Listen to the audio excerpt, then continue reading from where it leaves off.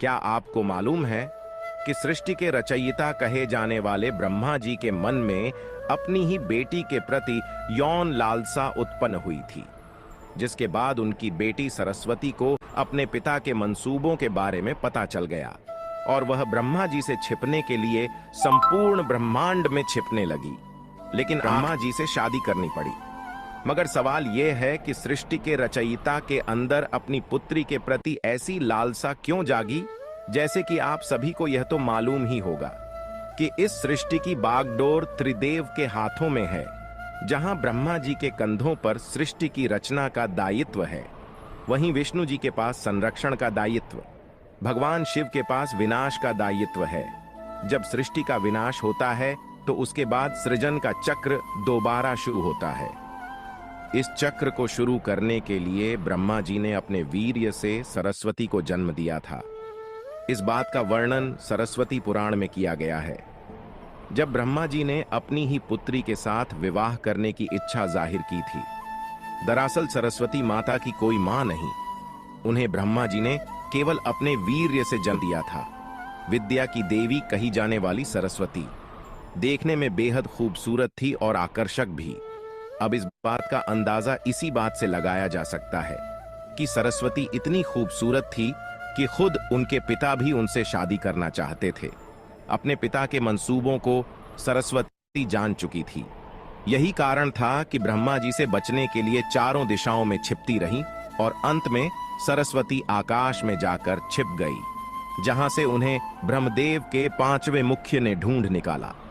आखिर में सरस्वती को विवश होकर अपने ही पिता से शादी करनी पड़ी और इसके बाद सरस्वती और ब्रह्मा जी ने करीबन 100 वर्षों तक पति पत्नी की तरह एक जंगल में जीवन व्यतीत किया और इस दौरान उनका एक पुत्र हुआ जिसका नाम था स्वयंभू मनु। ऐसा कहा जाता है कि पृथ्वी में जन्म लेने वाला पहला इंसान मनु ही था और मनु ही सनातन वेदों और संस्कृत भाषा का जनक था। अब अपनी पुत्री से आकर्षित होना और संभोग करने की लालसा रखने के कारण सभी देवी देवता ब्रह्मदेव को एक दोषी की तरह देखने लगे, जिसके बाद सभी देवगण महादेव के पास पहुंचे और उनसे आग्रह किया कि वह ब्रह्मदेव को अपनी ही बेटी के प्रति संभोग लालसा रखने के लिए दंड दे। यह वाक्य सुनकर शिव जी अत्यंत क्रोधित हुए और उन्होंने ब्रह्मदेव के 5वें सिर को उनके धड़ से अलग कर दिया। इस बात का जिक्र शिव पुराण में भी किया गया है कि ब्रह्मा जी के पहले 5 सिर हुआ करते थे, लेकिन 5वें सिर को शिव जी द्वारा उनके धड़ से अलग कर दिया गया था। भगवान शिव द्वारा ब्रह्मदेव का 5वां सिर ही इसलिए काटा गया क्योंकि 5वें सिर से ब्रह्मदेव ने अपनी पुत्री सरस्वती से संभोग करने को कहा था, जिसके बाद क्रोधित होकर सरस्वती ने ब्रह्मा जी से कहा कि आपका यह मुख सदैव अपवित्र बातें करता है और यही वजह है कि आपकी सोच भी विपरीत हो जाती है। भगवान शिव द्वारा ब्रह्मदेव के 5वें सिर को काटने के पीछे एक और कहानी काफी प्रचलित है।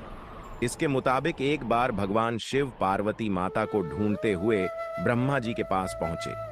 अब जैसे ही भगवान शिव वहां पहुंचे, ब्रह्मा जी के सभी मुखों ने भगवान शिव का अभिवादन किया, लेकिन ब्रह्मा जी के 5वें मुख ने भगवान शिव का अभिवादन नहीं किया और अमंगल आवाज निकालना शुरू कर दिया। ऐसे में भगवान शिव ने क्रोध में आकर ब्रह्मदेव का वह 5वां सिर ही उनके धड़ से अलग कर दिया। तो दोस्तों, वीडियो अगर पसंद आया है तो वीडियो को लाइक और चैनल को सब्सक्राइब कर दें। वीडियो देखने के लिए तहे दिल से धन्यवाद।